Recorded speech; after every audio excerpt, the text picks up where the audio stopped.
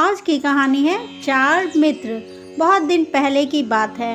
एक छोटा सा नगर था, पर उसमें रहने वाले लोग बड़े दिल वाले थे। ऐसे न्यारे नगर में चार मित्र रहते थे। वे छोटी उम्र के थे, पर चारों में बड़ा मेल था।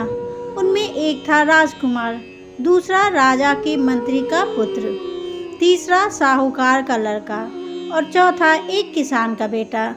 चारों साथ साथ खाते पीते और खेलते घूमते थे। एक दिन किसान ने अपने पुत्र से कहा, देखो बेटा, तुम्हारे तीनों साथी धनवान हैं और हम गरीब हैं। थोड़ा धरती और आसमान में क्या मेल। लड़का बोला, नहीं पिताजी, मैं उनका साथ नहीं छोड़ सकता। बेशक यह घर छोड़ सकता हूँ। बाप यह सुनकर आग बबूला हो गया और लड़के को तुरंत घर छोड़ने की आज्ञा दी। लड़के ने भी राम की भांति अपने पिता की आज्ञा सिरोधार्य कर ली और सीधा अपने मित्रों के पास जा पहुंचा। उन्हें सारी बात बताई। सबने तय किया कि हम भी अपना अपना घर छोड़कर मित्र के साथ जाएंगे। इसके बाद सबने अपने घर और गांव से विदा ले ली और वन की ओर चल पड़े। धीरे धीरे सूरज पश्चिम के समुद्र में डूबता गया और धरती पर अंधेरा छाने लगा। चारों वन से गुजर रहे थे। काली रात थी। वन में तरह तरह की आवाजें सुनकर सब डरने लगे। उनके पेट में भूख के मारे चूहे दौड़ रहे थे। किसान के पुत्र ने देखा, एक पेड़ के नीचे बहुत से जुगनू चमक रहे हैं। वह अपने साथियों को वहां ले गया और उन्हें पेड़ के नीचे सोने के लिए कहा। तीनों को थका मांदा देखकर उसका दिल भर गया। बोला, तुम लोगों ने मेरी खातिर नाहक यह मुसीबत मोल ली। सबने उसे धीरज बंधाया और कहा, नहीं नहीं, यह कैसे हो सकता है कि हमारा एक साथी भूखा प्यासा भटकता रहे और हम अपने अपने घरों में मौज उड़ाएं। जिएंगे तो साथ साथ, मरेंगे तो साथ साथ। थोड़ी देर बाद वे तीनों सो गए, पर किसान के लड़के की आंख में नींद कहाँ।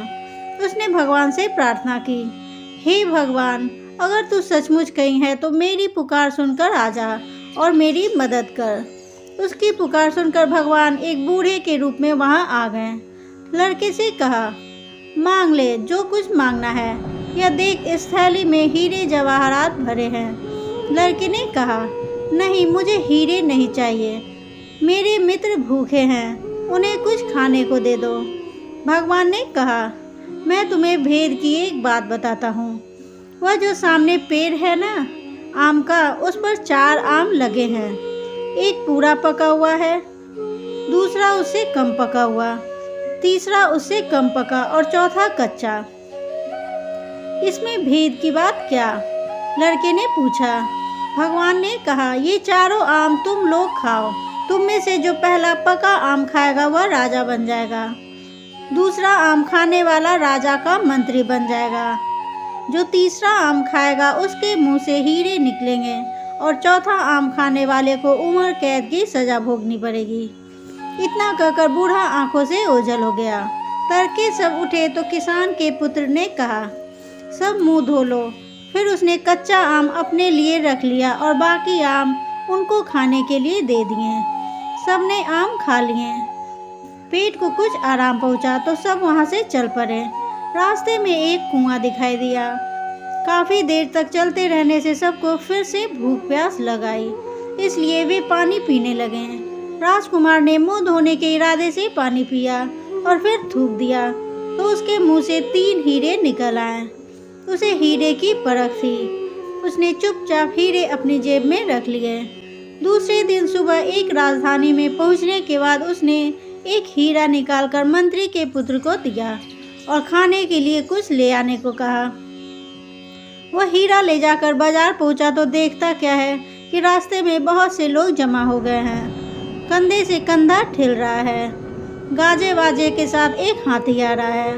उसने एक आदमी से पूछा, क्यों भाई, यह शोर कैसा है? अरे तुम्हें नहीं मालूम?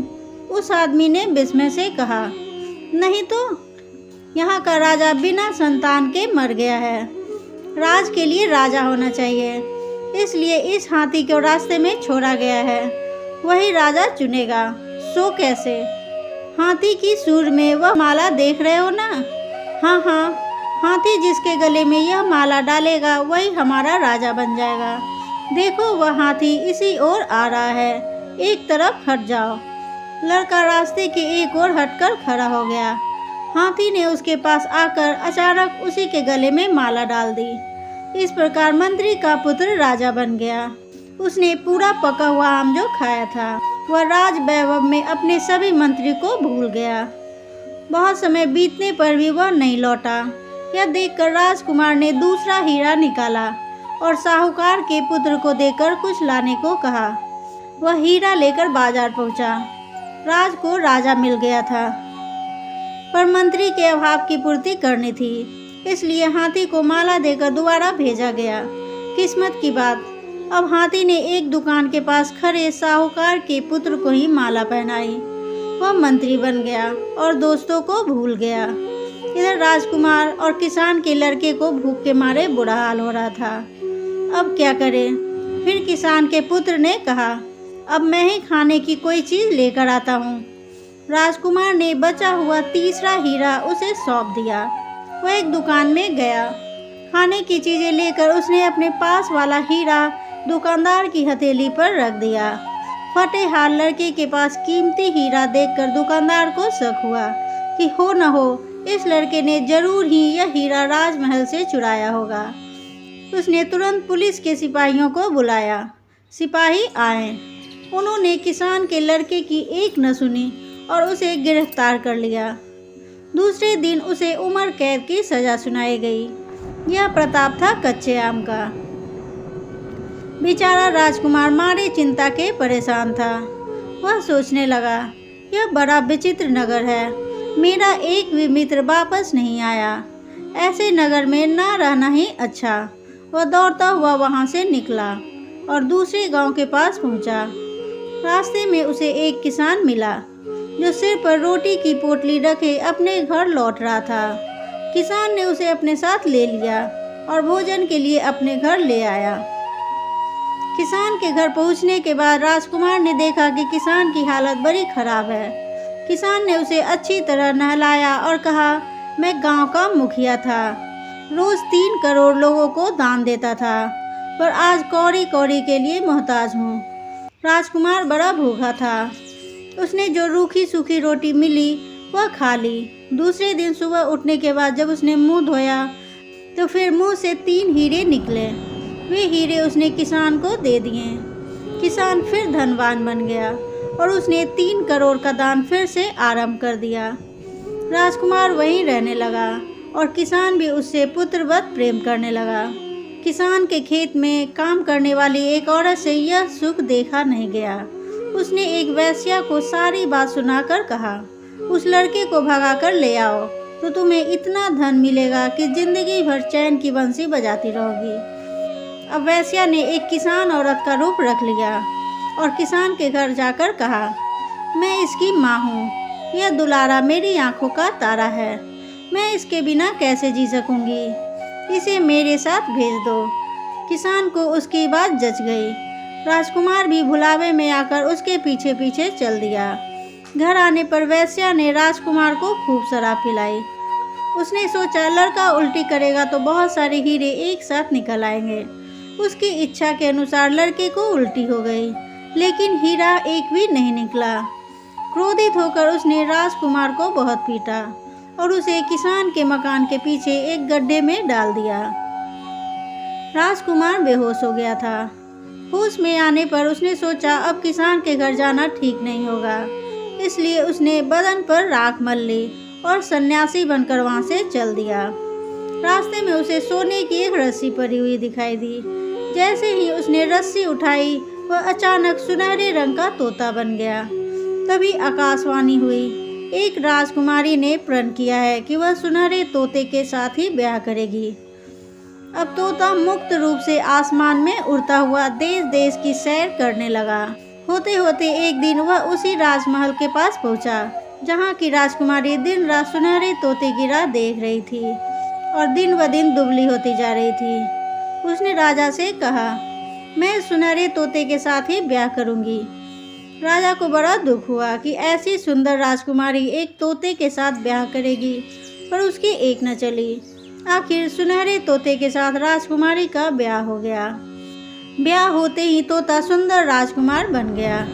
यह देखकर राजा खुशी से झूम उठा। उसने अपनी पुत्री को अपार संपत्ति, नौकर चाकर, घोड़े और हाथी भेंट स्वरूप दिए। आधा राज्य भी दे दिया। नए राजा रानी अपने घर जाने निकले। राजा पहले गांव के मुखिया किसान से मिलने गया, जो फिर गरीब बन गया था। राजा ने उसे काफ़ी संपत्ति दी, जिससे उसका 3 करोड़ का दान कार्य फिर से चालू हो गया। अब राजकुमार को अपने मित्रों की याद आई।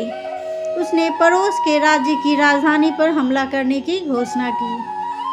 पर लड़ाई आरंभ होने से पहले ही उस राज्य का राजा अपने सरदारों, मुसाहिबों सहित राजकुमार से मिलने आया। उसने अपना राज्य राजकुमार के हवाले करने की तैयारी बताई। राजा की आवाज़ से राजकुमार ने उसे पहचान लिया और उससे कहा, क्यों मित्र, तुमने मुझे पहचाना नहीं? दोनों ने एक दूसरे को पहचाना तो दोनों की खुशी का ठिकाना नहीं रहा। अब दोनों ने मिलकर अपने साथी किसान के पुत्र को खोजना आरंभ किया। राजकुमार को यह बात खलने लगी। उसकी खातिर मित्र को कारावास भुगतना पड़ा। जब सब कैदियों को रिहा किया गया तो उनमें किसान का लड़का मिल गया। राजकुमार ने उसका आलिंगन किया और अपना परिचय दिया। किसान का लड़का खुशी से उछल पड़ा। सब फिर से इकट्ठे हो गए। इसके बाद सब ने अपनी अपनी संपत्ति एकत्र की और उसके 4 बराबर हिस्से किए।